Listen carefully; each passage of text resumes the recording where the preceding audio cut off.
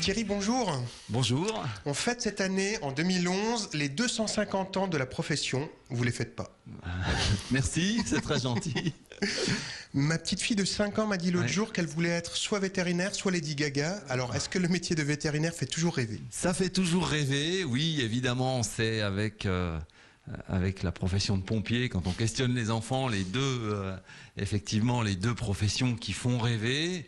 Malgré tout, il faut quand même savoir que c'est une profession difficile, c'est une profession médicale, c'est de la médecine, c'est de la chirurgie. J'ai appris que le métier de vétérinaire était un métier de salubrité publique, puisque 60%, je crois, des maladies proviennent des animaux, des maladies qui touchent les humains. Alors il y a effectivement un lien très fort entre les maladies des animaux et les maladies des humains. Certaines maladies des animaux sont même directement transmissibles à l'homme. C'est ce qu'on appelle les zoonoses. Un exemple très connu, aujourd'hui quasi disparu en France, c'est la rage. On a d'autres exemples avec la maladie de la vache folle qui est assez dramatique ces dernières années. Et la grippe aviaire.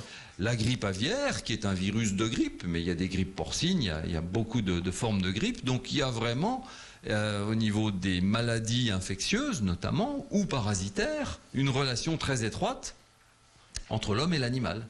Je me suis dit l'autre jour, pour être docteur, on n'est pas obligé d'aimer les gens. Pour être dentiste, on n'est pas obligé d'aimer les dents. Pour être vétérinaire, est-ce qu'on doit aimer les animaux? Oui, mais c'est pas suffisant. D'accord. C'est pas suffisant. Oui, bien sûr qu'il faut aimer les animaux. C'est un prérequis indispensable. Mais ça n'est pas suffisant, tout simplement parce que à côté du chien, au bout du chien, il y a une laisse et au bout de la laisse, il y a un maître. Donc quand on veut être vétérinaire, il faut à la fois aimer les animaux, il faut aimer les gens, et puis il faut aimer la médecine, il faut aimer l'approche scientifique du métier. Ça reste un métier rationnel, scientifique, médical. Donc il faut aimer ces trois choses. On vous amène toujours autant d'animaux, autant de chiens et de chats, ou est-ce que la proportion a changé, ou est-ce qu'il y a d'autres animaux exotiques peut-être? On a environ 7 à 8 millions de chiens en France et une petite dizaine de millions de chats. On a eu depuis 3 ou 4 ans une inversion du rapport chien-chat.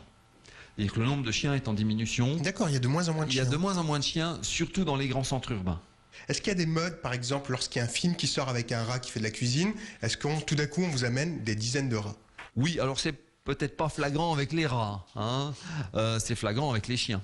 D'accord. Ah oui, la mode, les modes de chiens sont extrêmement répandus.